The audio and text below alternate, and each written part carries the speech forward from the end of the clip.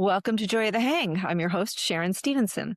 Today's conversation is about hope, resilience, and what can happen when the human spirit refuses to surrender.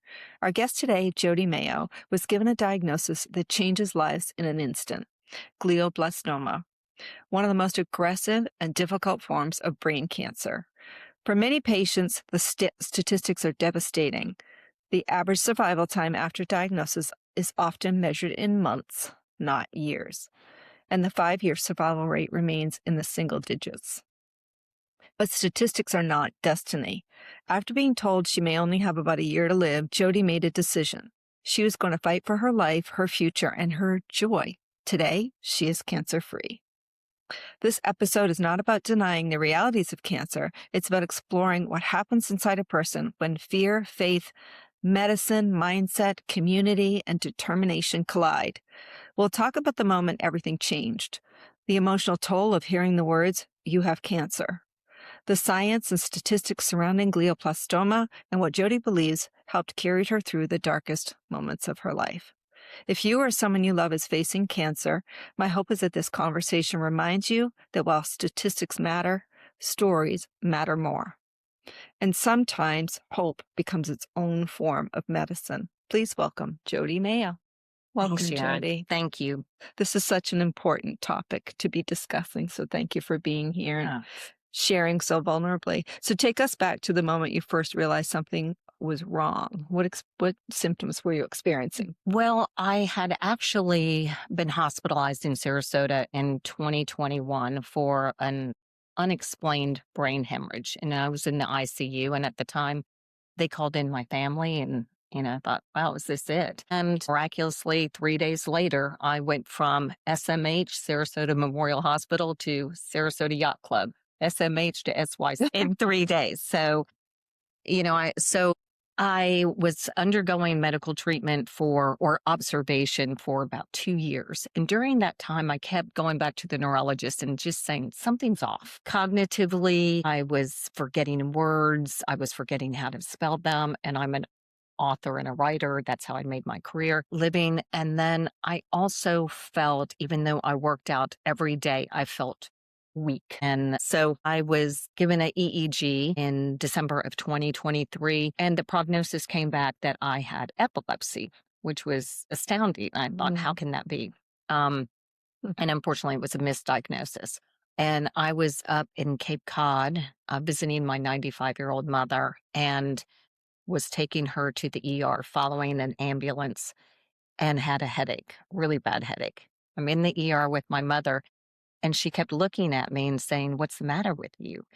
And I said, I don't know. But watch, you'll walk out of here and they'll roll me out with a toe tag. And we laughed. But the headache became increasingly intense. And then I had double vision. And I thought maybe it was a reaction to the epilepsy medicine. So I went and checked myself in. And sure enough, my mother went home and I was in the neurology ward after a CAT scan revealed that I had a massive brain hemorrhage. The following day, I had an MRI and they discovered a golf ball size brain tumor, which they said it was needed surgery, immediate surgery was needed, but they had to get the blood under control or I would bleed to death. But they also told me I was a ticking time bomb and that I would have a fatal seizure if I didn't have the surgery very quickly. Okay, so you had the tumor removed. You didn't know yet if it was cancerous. No. And honestly, Sharon, at the beginning, I was it's just, a growth. They'll take it out. That's what my family was saying. But the doctor said it's like no tumor he's ever seen. And I would assume that he's seen a lot of tumors. Yeah. So that concerned me. And then Cape Cod, the hospital in Cape Cod couldn't analyze it. They sent it up to Boston to looked at. They were uncertain, so they flew it out to University of California in San Francisco, which analyzes rare brain tumors. And it was 3 weeks. I got a call on a Friday afternoon. The doctor asked me to come in Monday morning, and I knew at that point it was not good. I just didn't realize how bad. Yeah. So what was it like hearing that you had glioblastoma? Tell me you must have just been in shock. Stunned, because and I'm kind of embarrassed to admit, but I went in and I said, "What's going on?" And he's, it's a brain surgeon. He's kind of nerdy and smart, but very blunt. And he said, "You have stage 4 glioblastoma. It is very malignant. It is very aggressive. It's very relentless. There is no cure." And I was stunned. But what I was even more surprised at is how easily these next words came from me. I said, "How much time do I have?" And I wasn't crying. And he said, 10 to 12 months, depending on how well you respond to treatment. And when the tears did start to flow, Sharon, it was honestly because I felt so sorry for this man having to tell me I was going to die soon. And so, yeah, I was in shock. I went out. My sister in law was waiting for me, and she just looked at me, and I said, I have stage 4 glioblastoma. And, one of the hardest things about having cancer is telling people you have it and telling people you're going to die from it. I can imagine. Yeah. Yeah, I can imagine. And it's so what I'm touched by is that so many of us, in one way or another, are going to be affected by cancer. And you had the worst of the worst. But I've known so many people that have had breast cancer and pancreatic cancer. I mean, on and on, right? I mean, even though I haven't yet, you think your numbers, Knock on that wood. your number's coming, right? But even though I haven't personally, I've had friends pass away from cancer, So it seems like it affects you in one way or another. Well, what was interesting is people said to me, "Did you say, why me?" And I never said that. Yeah. And I never felt sorry for myself. What I marveled at was that I said, "Why not me?" I didn't think I was a candidate, that I work out 7 days a week. Organic. I'm committed to health. I pray. I meditate. I do everything to nurture my mind, body, and spirit. And so I just said, wow, I didn't see it coming. I didn't see me as a candidate. I saw the way that other people lived, without regard to their health and they drink a lot and they do all these things that I just didn't do. And then I did find out later that because I was otherwise so healthy, I was able to withstand the very aggressive treatments that they had to give me. Most people probably would not have made it through that. Well, that's a good point. Yeah. You bring up a good point because cancer doesn't discriminate. Oh, no. And did you have any genetic predispositions? My father died of lung cancer, but he was a smoker. And when he was diagnosed, he said, "Well, I did this to myself." And that was the one blessing that I felt I didn't have to tell my daughter. It was any choice that I made, any behavioral choice. And because most people are a victim of their own poor choices, whether that's lack of exercise or their diet or, drugs, alcohol. That was not my case. So I was grateful that I didn't have to stare at my daughter and tell her. Right. That you Yeah. shortened your life. Yeah. Yeah. Knowingly. So glioblastoma is considered one of the most aggressive brain cancers. Did you understand the survival statistics immediately? Oh, yeah. I did the Dr. Google thing, which was, frightening because the statistics are terrifying and the disease itself is terrifying. I had one neurologist say to me, and I'm sort of stunned about the types of things that doctors said to me. He said, "You must be a good person." And I said, "Why do you say that?" And he said, "Well, this seems to only happen to the best people, and glioblastoma and ALS are the 2 worst ways to die." And I read about it. The brain has what's called the brain-blood barrier, and that's your body's natural defense to make sure that nothing gets into the motherboard, nothing. And what's also bad is that means medicine. So there was only one type of chemotherapy that would penetrate and slow the return, not stop it, but slow it. And unfortunately, I found out through testing that I was genetically resistant to that one single drug. And so they said to me, "I'm sorry, Jody, we can't do anything else but monitor, wait to see when it returns." And that meant MRIs every 2 months because it is that aggressive. But I do remember saying at the time, That's okay. That's poison, meaning chemotherapy. And I said, I'm in God's hands and I feel safe there. And I'm in it. It doesn't mean that I didn't haven't had, you know, doubts and fears and ups and downs, because I have. It's been 2 years. Right. But mostly I just have gratitude that I'm still here. And I want to talk more about this, but let's get through some Sure. more of these statistics first. Unfortunately, many studies show the average survival time is often around 12 to 18 months, with 5-year survival rates around 5 to 7%. How did you emotionally process those numbers without letting them define you? Well, I was told 10 to 12 months. So, and of those 10 to 12 months, because glioblastoma is so invasive and insidious, it basically is like branches out and it never leaves your brain. It's a primary brain tumor that originates in the glial cells of your brain and basically feeds off the healthy cells in your brain. So it can basically just immobilize you. It can render it that it's just an awful, way. insidious, insidious. So I said to my brother, who's very, very close to me and was a great support for me. I said, I'm not afraid of dying, but I'm terrified of not living well. And I also knew that I had a very short time. And at some point, I stopped being, I would call cancer the beast, and I was terrified of the beast.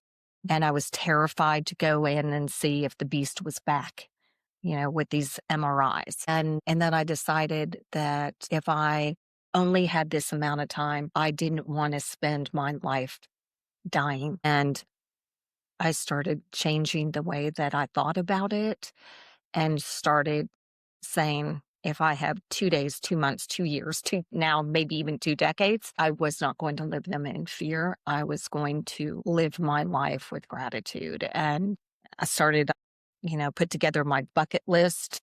And but it was coming to terms with dying is not easy, but I was okay with it. And I don't know whether that was my faith.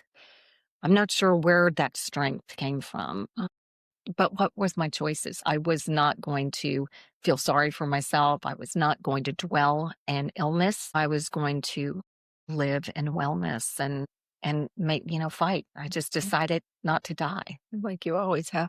So, did you go through chemo? I did. So I first had the craniotomy to remove the tumor, but of course, cells, any cell, even a cancer cell, is so microscopic. I said, is there a world in which you got everything? And the neurosurgeon said, absolutely not. So the protocol was 6 weeks of radiation and chemotherapy. That was oral chemotherapy. And then I was to follow with 6 months of chemotherapy afterwards. But then they discovered that I was genetically resistant to the chemo. So they said, it's not worth putting your body through that because it really won't make a difference. So I did the radiation and the chemotherapy. And I said, what if I don't want to do that? And they said, you probably won't last 3 months. And I said, well, I've got places to go and things to do and affairs to get settled and all that stuff. So that's not happening. And so I just went through the treatments, and they were very, very aggressive. I became increasingly weaker and subject to some of the really bad side effects of the drug the treatments that are trying to save you. Yeah. But it was brutal. And I can't imagine what somebody who's not in good shape would, how they could handle it, how their bodies could tolerate it. But I kept walking, and I was in New England, and even if I couldn't walk but a mile, I still did it because I wanted to program my brain and my body to be healthy. And there was just something about determination. And I'd go in and tell my doctors I don't have cancer. I wouldn't claim it. I would never say my word. I would say I was diagnosed with cancer, but I'm cancer free. And I knew at the time that I could be in denial, but it was just a better way for me to live. Right. With some element of hope. So if somebody is listening who's gotten this diagnosis or any cancer diagnosis, is that the advice that you would give them, to just be in a place of positive energy, I guess. Well, I It's more asked, than that. it is, and it's also confusing because some people. I asked Dana Farber, my neuro-oncologist at Dana Farber, what are the elements of long-term survivors? What are the common denominators? And she said positivity, determination, focus on health. So I had all those. And then I said, I'm going to add another one, and that's faith or spirituality. It's a belief in something, even if it's in yourself. And, when I would tell them that I didn't have cancer, I could see the look on their faces. Like, this poor woman can't admit she's dying. And I looked at them and said, don't confuse denial with determination. And eventually they started questioning whether I had cancer because I just kept coming back and just going, okay, here I am. But what I would say is I believed these doctors because they're medical experts. They wore the white coats. Yeah. They went to Georgetown. They went to Harvard Medical, right? What do I know? But when I changed my thinking, everything changed for me. And I started remembering things like I brought this little thing, it's ashes. And it's a reminder I once walked on fire. And I went through, it was like a Tony Robbins kind of thing. Yeah.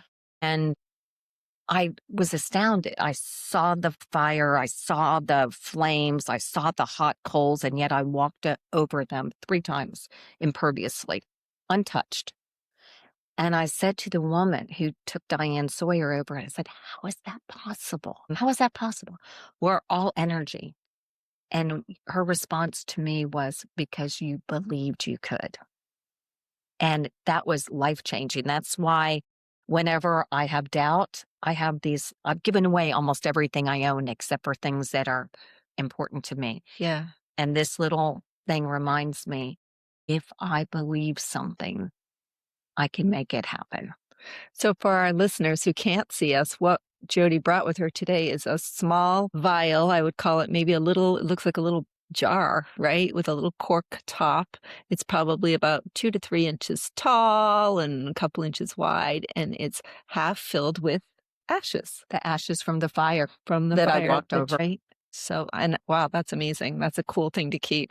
And the other thing that was a big inspiration is my father was a prisoner of war twice, and he was in a Chinese prison camp for 3 years, and he was tortured and starved, and they were frozen, and there was, brainwashing, and he survived. And he told me that he hung on to his faith in himself and his faith. He kept his mind working, and he was the guy that said, I hear the tanks coming. They're coming to rescue us.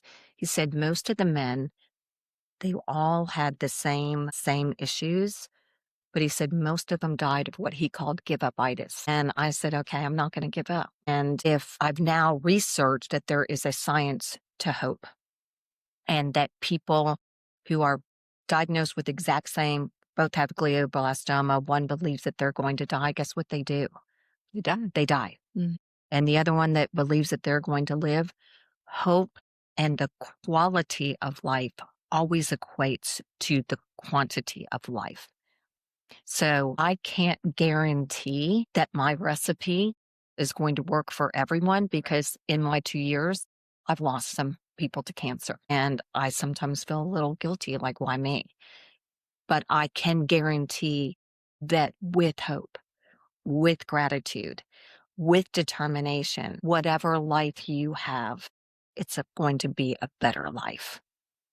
So tell me about, these are all great messages, and we're going to keep circling back to them because it's so important. But tell me about the first time. I know you said the first person you told, I guess, was your sister-in-law, because she was in the waiting room when you came out, and you have a daughter. Mm-hmm. Is that your only child? My only child.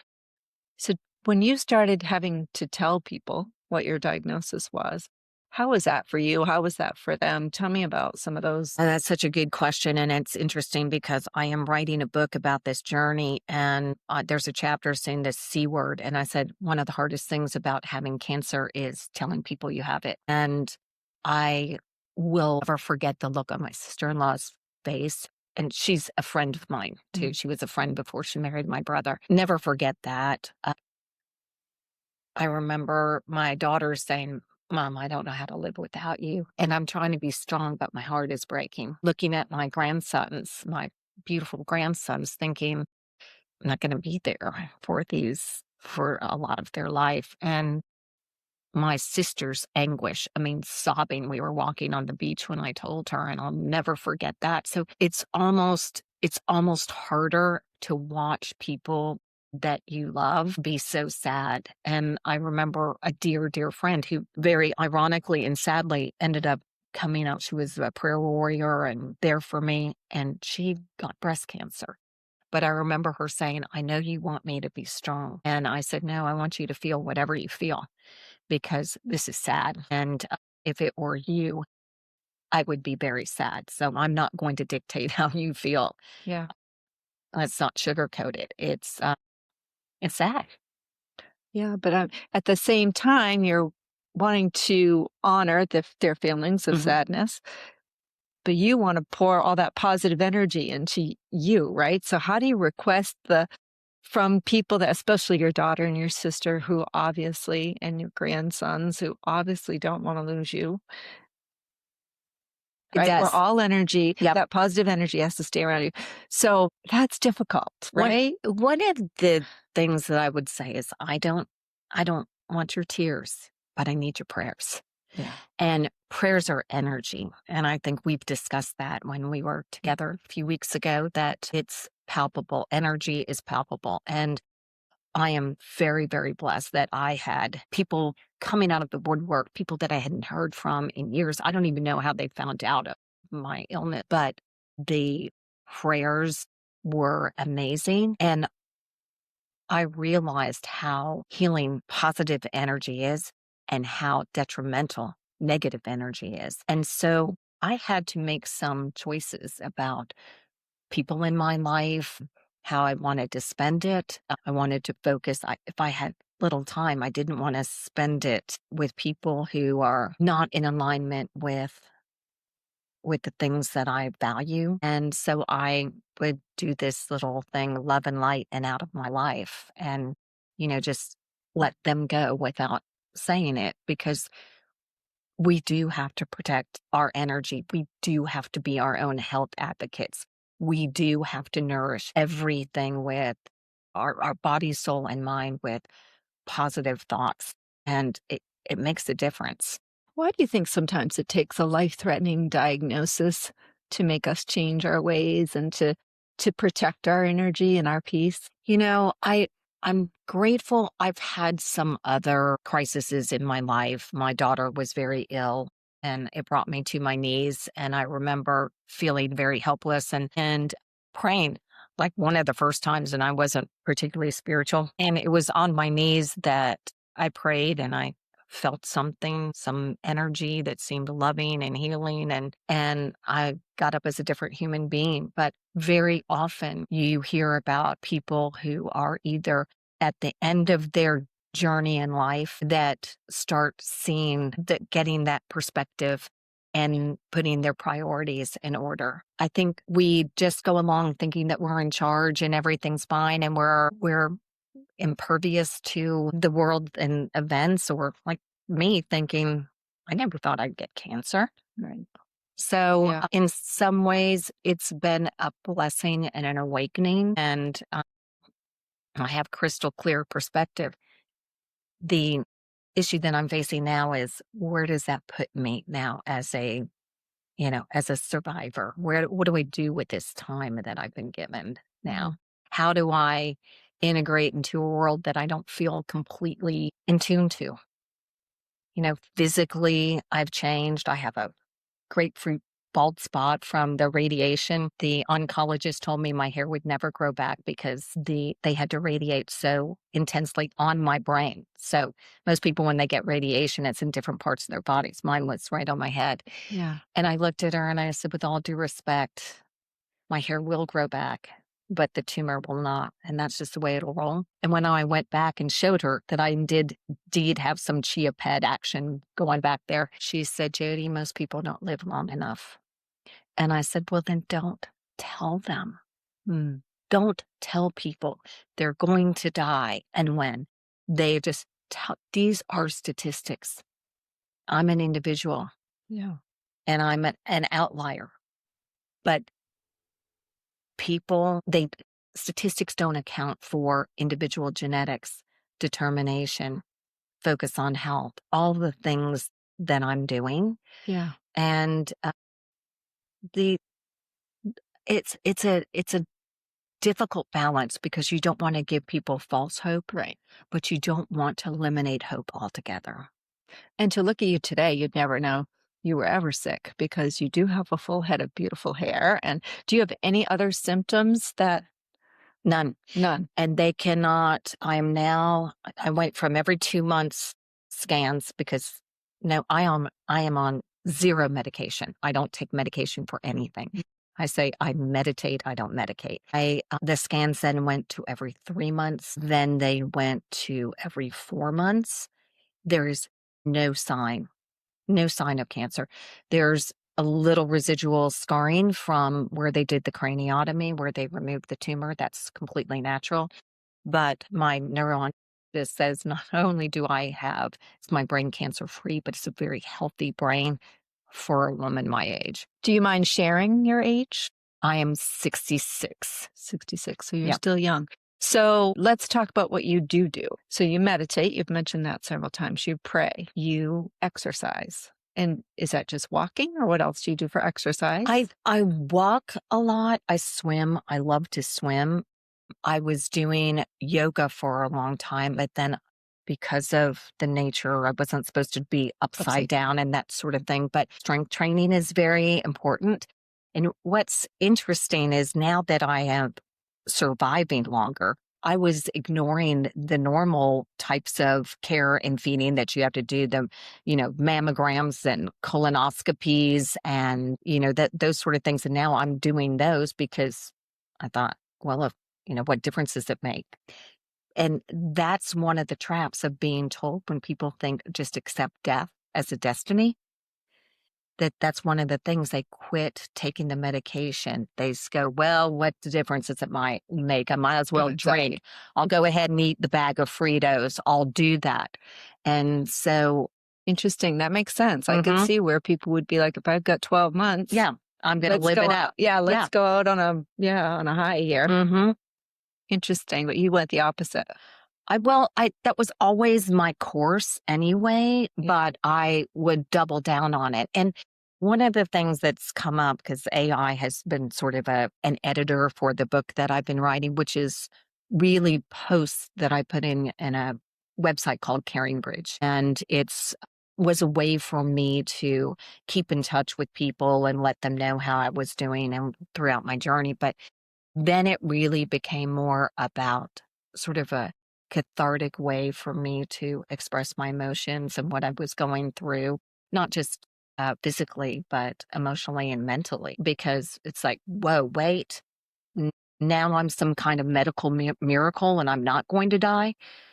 I gave away all my things. I'm sorry. I don't mean to laugh, but that's just like, why wouldn't you? I'm going, why wouldn't you? Right? I go back and ask for all this stuff. I mean, I had to buy a new car. God. I'm asking people like, do you have any extra clothes you need? Seriously. You make sure it went to the people you wanted it to go to. So that's the silver lining. And the other silver lining is I became so detached from things. Very, very. That's actually a beautiful lesson. So, I actually like that. It was so detached. I mean, unless it had sentimental value or had some symbolic value, like this little vial or this necklace that my girlfriend gave me that has my angel number on it, I just don't care. I haven't been able to have my hair colored since I call it BC, before cancer. I like there's gray, there's gray, but I don't care. I'm grateful to be alive. So priorities definitely shift. Yeah. And when you are told that you're going to die, I could not get rid of things fast enough. And, the life that we have here, and it's very dressy, and I had sequins and feathers and stuff like that. And that just hauled them off and, off to the consignment store. I wish I'd known you better then, because we're the same size. I don't, It's true. I'm teasing. I would have given them back if you wanted them. Yeah. No, this is what I said to my nieces were saying, Aunt Jody, we love you more. So do you want your jewelry back? And I said, no. The joy that I got from warm gifting while I was alive, giving things that had meaning to me, Yeah. to the people that I loved was it was a blessing. Yeah. And I don't care about it. I mean, there's always more stuff, right? Right. Absolutely. There's too much stuff. Yeah. And I will, wherever I end up, I will never have as much stuff and be completely okay with that. So this is a whole new chapter for you. Yeah. But not really. Like you said, you were already following this path before you got the diagnosis in terms of health and that sort of thing, and your faith, I'm sure, right? So tell me, for example, what do you eat in a day? What kind of diet do you follow? So I've been doing a little bit of this intermittent fasting simply because I heard it's not for weight, but it's really just to give your body time to process. So for instance, this morning I made overnight oats, and then I had overnight oats that I made, and it has banana and yogurt, chia seeds, coconut milk, and obviously oats. And then a berry mix on top of that. And tonight I'll have a piece of fish with spinach. And it's just very clean Mediterranean diet. I don't eat a lot of meat. I've had to cut certain things out. I have learned that some foods are cancer inhibitors and some are cancerous. So I don't eat charcuterie anymore. I don't eat a lot of meat. I never have, but I don't really eat. Unfortunately, I don't eat sushi anymore. I don't eat uncooked foods. Okay. So when you say no meat, you mean no chicken, no? No, I will eat chicken, but not red meat. No pork. No pork. No pork. And it's just basically I cook with olive oil. It's very basic, simple cooking. So you really pay attention to the ingredients. And and sugar. No processed and no sugar. No processed, no sugar. Now, my doctors have all said, and you can read, the things that you read. This is good and this is bad. No things that are carcinogenic. Like I don't eat bacon. I don't eat processed meats. I don't eat luncheon meats. And thankfully, I've always loved things like fruits and vegetables. They've always been a mainstay in my diet. And so I'm just eating more of the concentrated ones that I've been told are really cancer inhibitors. Do you take any supplements? I don't. No? Nope. You don't find you need them? No. So it sounds like you eat small portions. Twice a day? Just twice? Twice. I'll eat, snacks or things like I will have pineapple and cottage cheese or nuts. I eat a lot of nuts and seeds.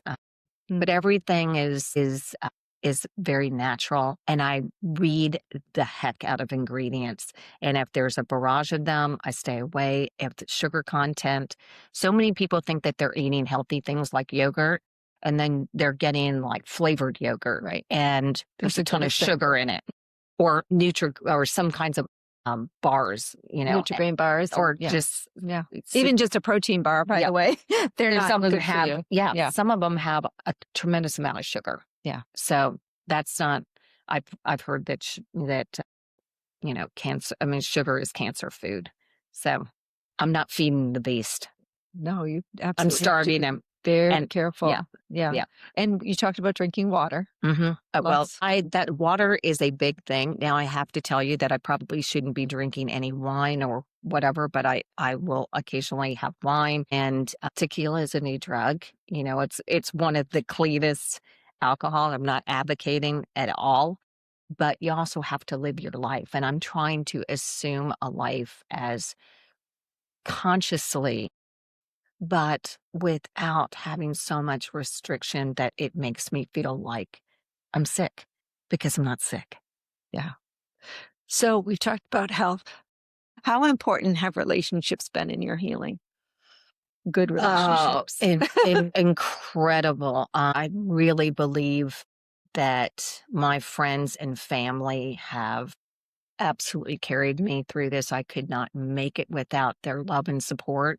My daughter, my grandsons, my immediate family, my friends. It's interesting, though, that I read somewhere or heard somewhere that cancer will rewrite your address book, and it does. People who I thought would be there for me couldn't and kind of disappeared. Couldn't why?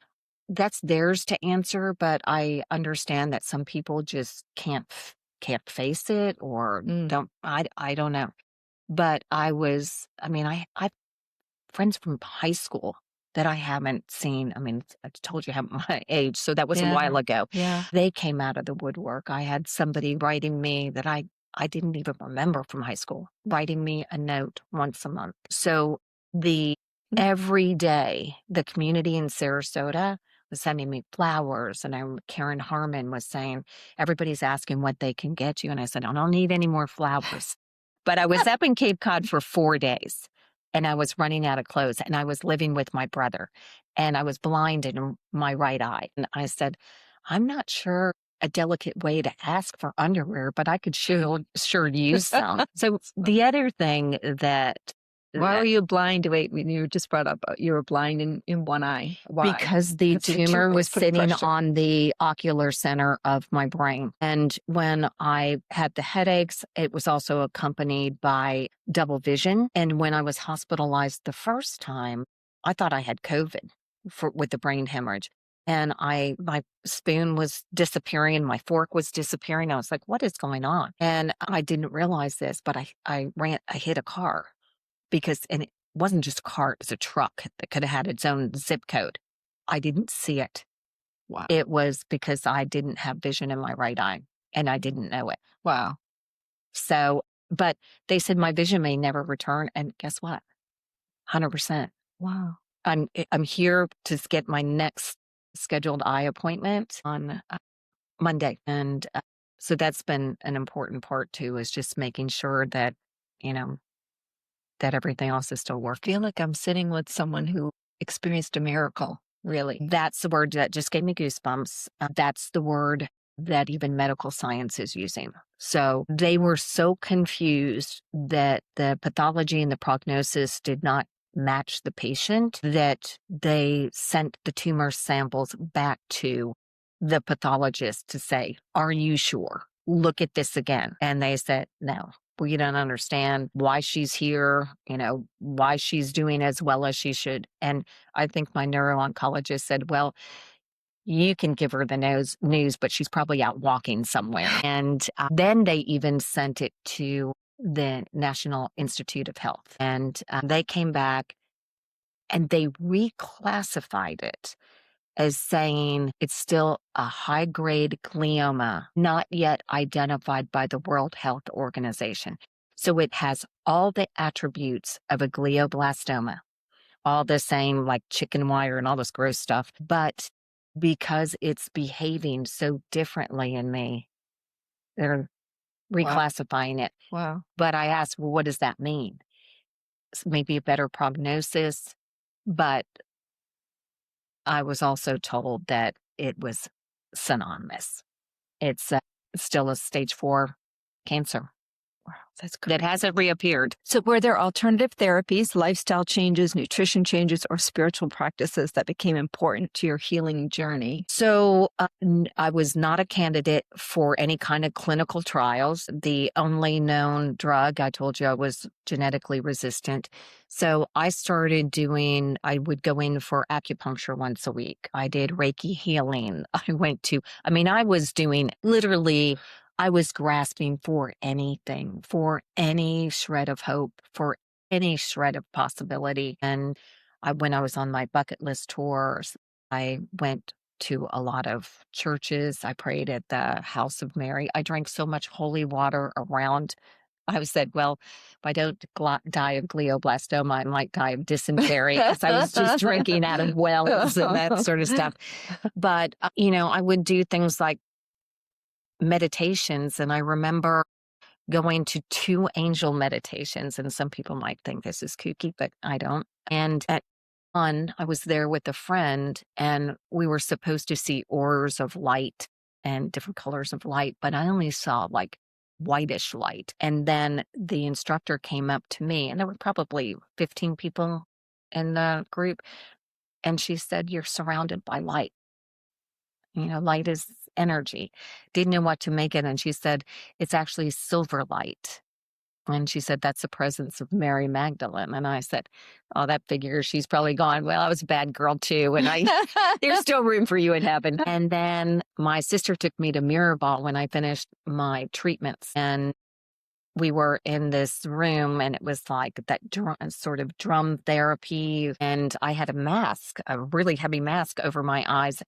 But I thought they opened a skylight or something because there was white light. And then that woman came up to me, of all people, and said, you're surrounded by white light. And she said, you're preparing to go to the light.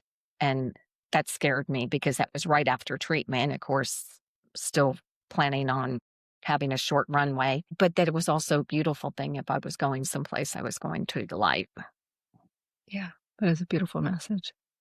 So tell me about what else was on your bucket list. Well, the first thing that I did was my daughter is a big Rolling Stones fan, and my grandson is a little rocker, very gifted he's been playing the guitar since he's 7, he's 15, and they're huge Rolling Stones fans. And my dear friend was the backup singer. So she got us tickets to the Stones and we met the Rolling Stones and we sat in the pit and that was fun. And then I took my daughter and my grandsons on a small sailing vessel through Greece and Turkey. And I remember on that, it was just something that was so perfect. My youngest grandson would say every day, like it was Groundhog Day, Jody, this is the best day of my life. Jody, this is such an amazing day. The next day, this is my best day of my life. And it taught me a really valuable lesson. Every day is the best day of your life. It's your only life today.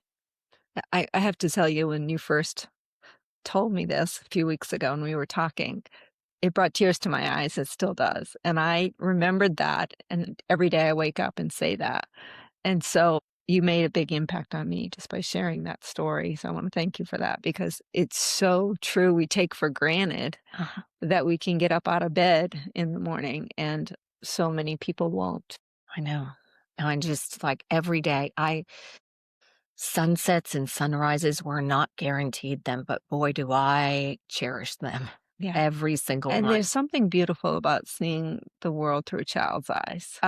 Gosh, right? It was so great. I had my sister and I then went to, she said, where have you not been? Because we're very blessed. I've traveled all over the world. And I said, I've never been to French Polynesia. I love the French language. I love the water. So we did this cruise around Bora Bora and Tahiti and then out to the Tuamotu Islands. And it was just magical. And I had everybody on the boat saying today's the best day of my life because they could see, I had you wear the scarves to hide the bald spot. I didn't want to frighten my grandchildren. I didn't want to be that conspicuous lady with cancer. I thought I was doing some kind of Grace Kelly, flying around Monaco with a scarf on. It didn't work. Everybody's like, I think she has cancer. That's true. Man, I know people treat you differently, don't they? They do.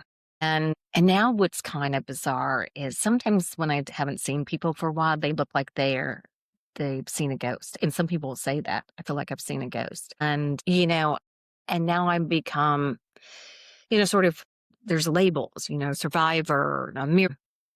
It's scary. And what I realize I've also been going through is a lot of what I would say call survivor guilt.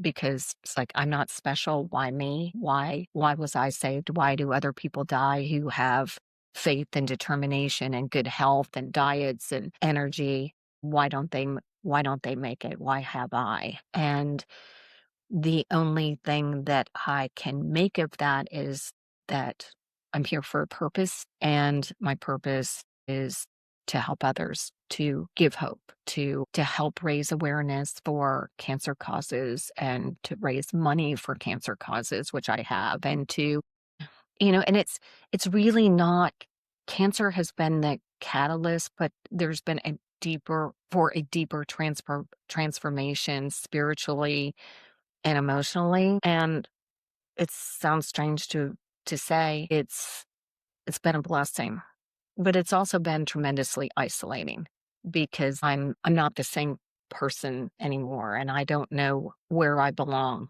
I was planning on dying in Cape Cod. I was up there. That's where my family is. And then they said, well, your prognosis has changed. It went from months to potentially decades. I can't trust that. I don't fully trust that, because what I've learned is they don't know. They don't know. They cannot they put a time frame.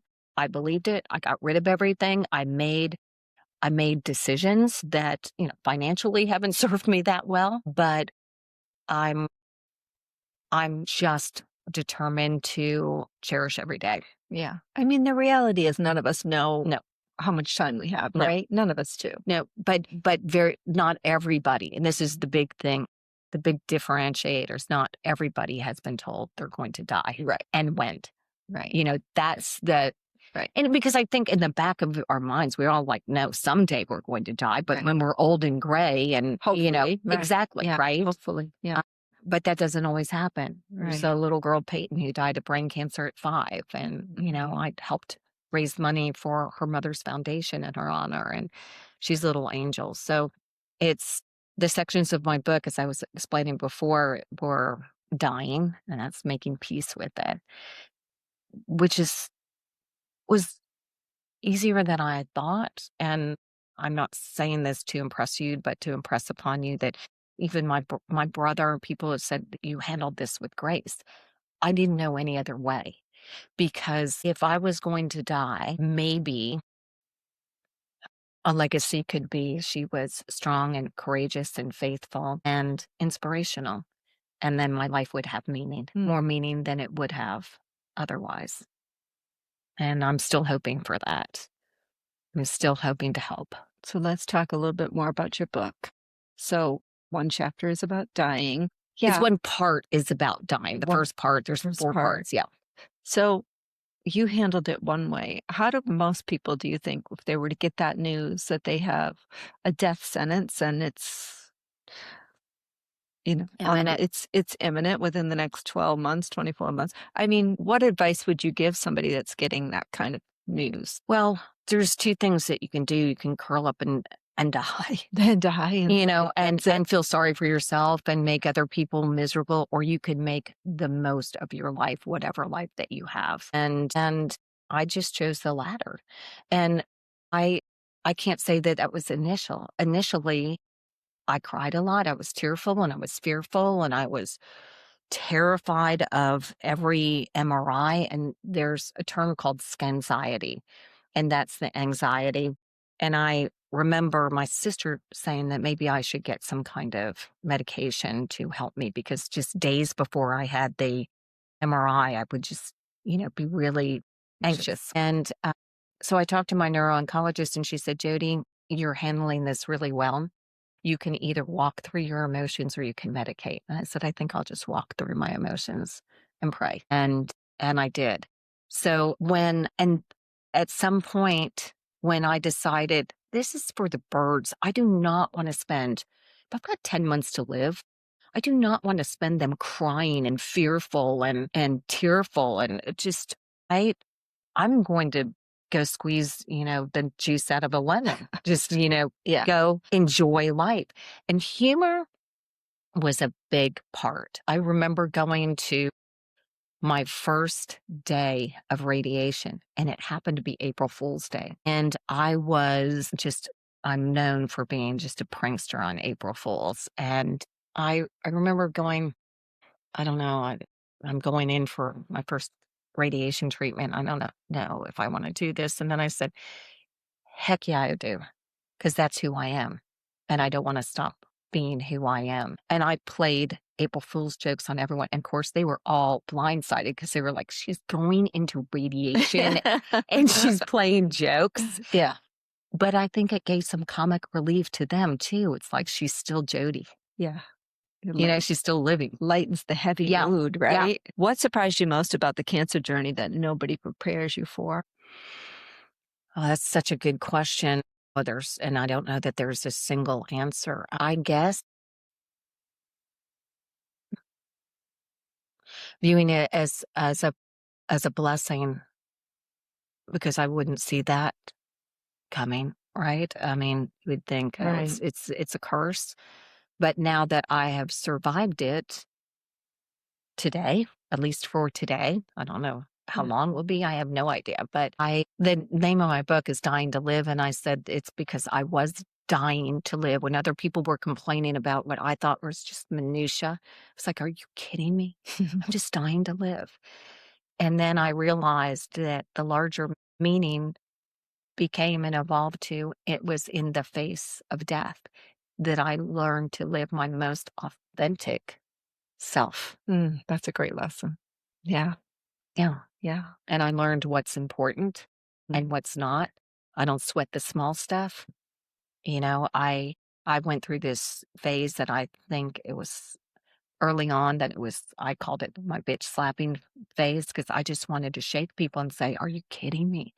Do you know how blessed you are Yeah. to be healthy, to be beautiful, to be, you know, your pool guy not showing up or your boat having to go in this shop? Those are not problems. Right. Those are not problems. Yeah. Those are, yeah, minor nuisances. If money can solve it, you don't have a problem. Because when you don't have your health, you truly do not have anything. Yeah. That's amen to that. So many people listening may currently be caring for someone with cancer. What do patients actually need most from the people around them? I think to be treated as normally as they can, you know, they as they're able to, you know, not I mean, I had friends that came up, they would stay with me for a week at a time, and then another friend would come up to take me to radiation and chemotherapy, and we had fun. We laughed. I didn't want to spend my life talking about illness. I wanted to spend my life as normally as possible. I mean, you know, coming out of radiation treatments, but I would do goofy things like I would stop the car and say, "Hold on a second." I'd see one of those speed things that tell you how fast you're Oh, right. driving. Yeah. Yeah. Yeah. And I was like, "Let's see how fast I can run." And I would run. And, you know, it just live life as normally as you can. I don't I know it's hard. I almost think it's harder on caregivers and family Yeah. because it's terrifying to watch someone that you love suffer. I mean, I couldn't eat. I went through all the different stages. I lost a lot of weight, as a lot of cancer patients do. Watching someone who was vigorous become fragile, that's difficult. But for me, as much normalcy as was possible was the best medicine, and the laughter for me was great medicine. Yeah. I think that's important to share because I think when someone is diagnosed with anything, that label kind of sticks to you and defines you in a lot of ways, right? I Oh, yeah. mean, people look at you differently and they treat you differently. And so to just give the advice to just be normal, people don't want you to be afraid to talk to them, No. right? I mean, because people may have questions about what you're going through, right? And want to be there to help, like you said earlier. So is that okay to be able to say, "Hey, Jody, I'm reaching out. I've heard you're sick." Yeah. I mean, is that okay? Of course. Okay. I didn't want pity. Yeah. And, I mean, I remember before I had cancer, I don't know about you, but I would always feel very uncomfortable and or sad maybe is the word when I would see somebody that obviously had cancer because they didn't have hair or and I didn't know what to say or what to do, but I felt an overwhelming sadness, you know, like Yeah. because cancer so often is synonymous with in people's minds with imminent death, Right. right? And but it's not always. But, you know, I applaud you. You told the story earlier of old high school friends reaching out once they heard. And part of me, I know for myself, I would be a little angry. Like, wait, you haven't talked to me in 20 years. And now you hear I'm sick. And all of a sudden, there you are. Like, there'd be this piece of me that would be a little resentful, I guess.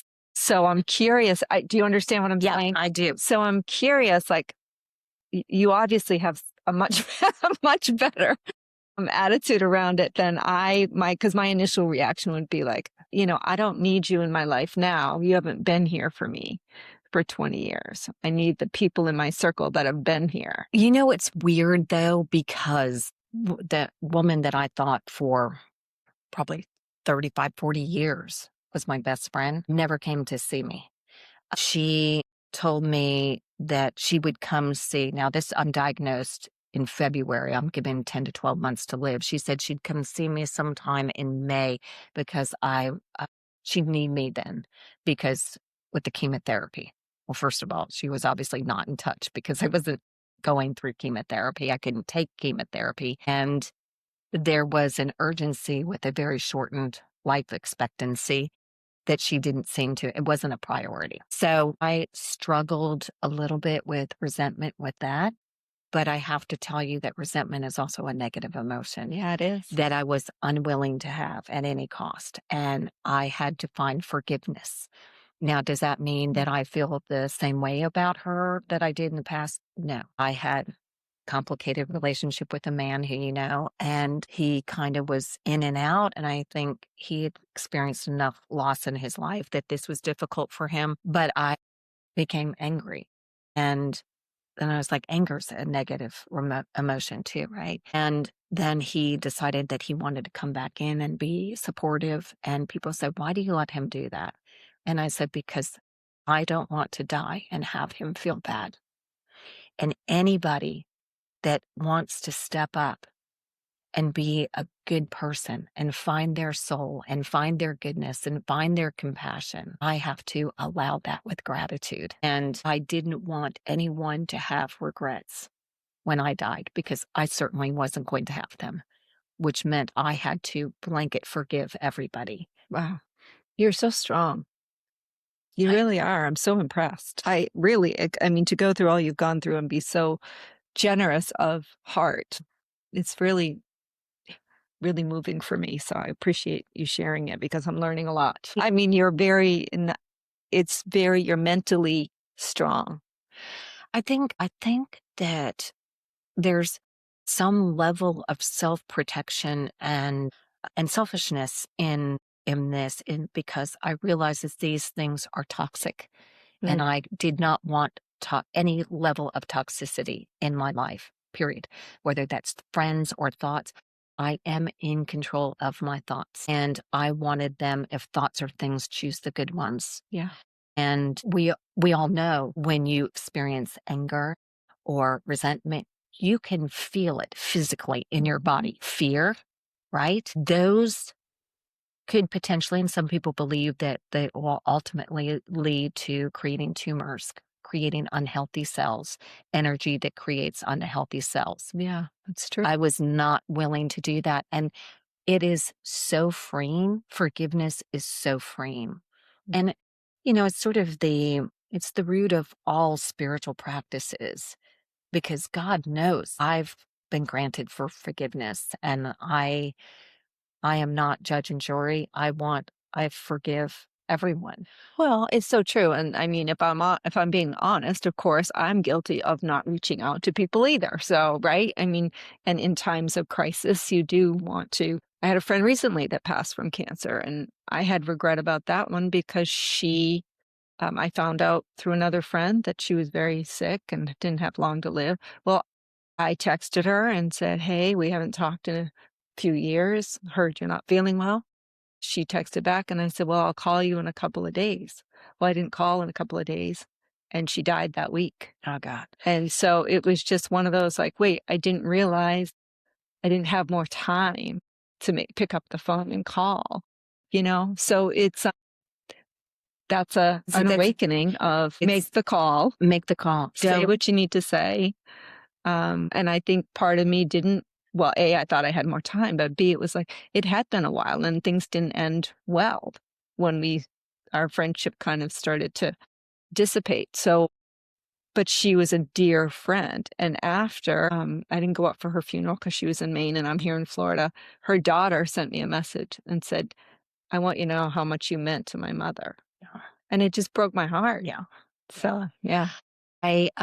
One of the blessings is I also, for a long time after my daughter was better from a long illness and struggle, I start my knees. I must start praying in the morning. And I just ask to think about other people more than myself. And then at the end of the day, I thank God for the people today. You will be one of the people, the angels that came into my life today that I will thank God for. But I am much more focused on other people. And they say as people age, when we're young and we're ego driven, right? We're very We're selfish. making it happen, right? Mhm. And as people age and become more in tune or aware of their own mortality, it starts being more about the other. So ego is involved with self.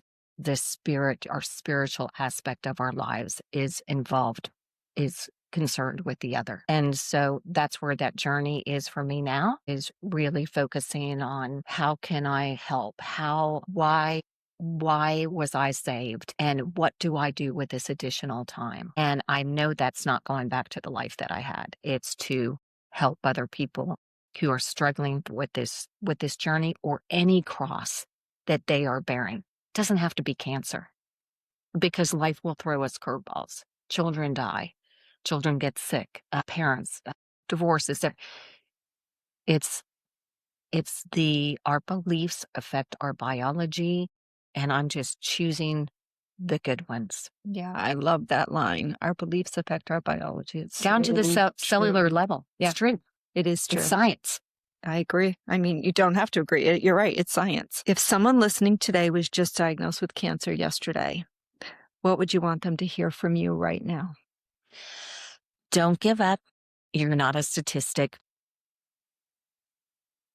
Every day's a gift. That sounds trite, but you don't have to be defined by a disease. You have to be determined to fight it. I know it's difficult when somebody with a degree tells you you have cancer and you start reading. Dr. Google was not my friend. It won't be your friend. I have been told that I set my own prognosis. So set yours, set your mindset to be positive and hopeful and joyful and grateful, because every day we can choose to either to be happy, to be grateful, to be joyful, to have fun. And even in the face of something as daunting as a cancer diagnosis, you can still find the joy in life. Great message. And before we wrap things up, I want you to share a little bit more about the book you're writing. Living, surviving, and giving.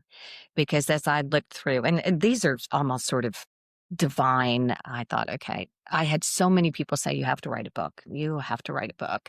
Your message is inspirational, gives hope. I've had clinicians and doctors telling me that I need to write a book. And so the odd thing is I was a writer for corporate America. And so writing is not uncommon. I was just frozen a little bit. Yeah.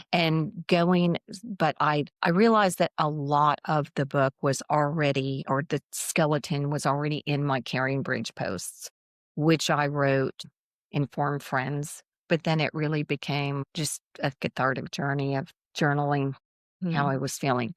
There's a lot of books about cancer. This isn't about cancer. This is about transformation. I mean, the catalyst is obviously cancer, right? Yeah. But those were the phases. For me, was the first part is dying and what it felt like to face your own mortality, to get rid of all your things, to say, mentally say goodbye to people. And then it was a very conscious decision that I made a decision to live life to the fullest for whatever life I had. And then all the things that I did, my bucket list and all those things, and all the mental, the determination and the physical things that I did outside of traditional medicine. And then it was surviving. Okay. Now I'm told I'm no longer a patient. I'm a survivor. And now I'm speaking. These same people that told me that I was going to die asked me to be their speaker at their annual cancer survivor. So that was the first speaking engagement. And it's like, okay, what does it mean to survive now that My life is indelibly changed. I'm a changed person. Where do I fit in? And these are not uncommon for cancer patients, by the way. It's a feeling of, okay, how do I to reinvent myself? What's the meaning of this? How can I make sense of something that seems so senseless?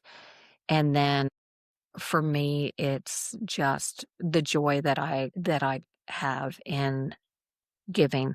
It's always been a part of who I am. I was much better giver than receiver. But now it's to let people know that there's always hope in any situation, and that cancer is not insurmountable. It's survivable. And, you know, just to try to instill in everybody, whether they're sick or not, life is precious, it's fleeting, it's fragile, and it's a gift. What is your legacy? What is my legacy? Yeah. And hopefully it will be that a lot of people are transformed, touched, inspired by this journey. And then it becomes not senseless, but meaningful and beautiful. I'm already transformed by you sharing your journey with us today. And I want to end, first of all, by sharing some statistics with our listeners. So we talked a lot today specifically about glioblastoma. Approximately 15,000 new glioblastoma cases are diagnosed annually in the United States. Overall, cancer survival rates have improved dramatically over the past several decades due to research, earlier detection, and advancements in treatment. Nearly 2 million Americans are diagnosed with cancer every year.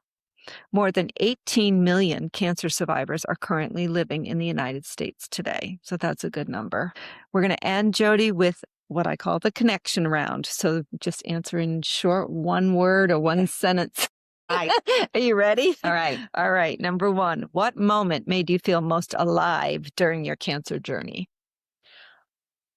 Dancing with my grandson on the yacht.